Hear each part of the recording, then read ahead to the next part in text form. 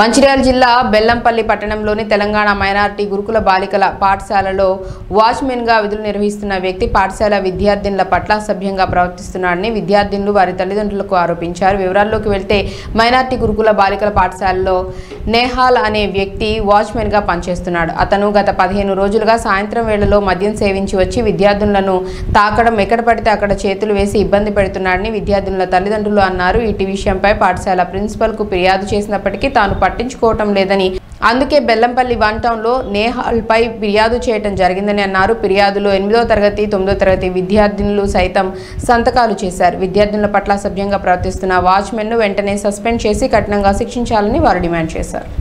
మా పాప మైనార్టీ హాస్టల్లో చదువుతుంది. అక్కడ పనిచేసే వాచ్మెన్ మా పాపను బేహద్విగా ఇచ్చేసింది. చేయి బట్టి ఇగ్గడం, వెనక నుండి వచ్చి నడుము పట్టడం, గిల్లడం అలా జరుగుతుంది. అది ప్రిన్సిపల్ మేడంకు చెప్పడం జరిగింది, కానీ ప్రిన్సిపల్ మేడం పట్టించుకోవడం లేదు. ఆమెకు అసలు ఏం అర్థం కానట్టు చేస్తుంది. టీచర్స్ కూడా ఏం అలౌట్ చేస్తలేరు. కాబట్టి మేము పోలీస్ స్టేషన్లో కూడా కంప్లైంట్ చేసిన 1 టౌన్లో.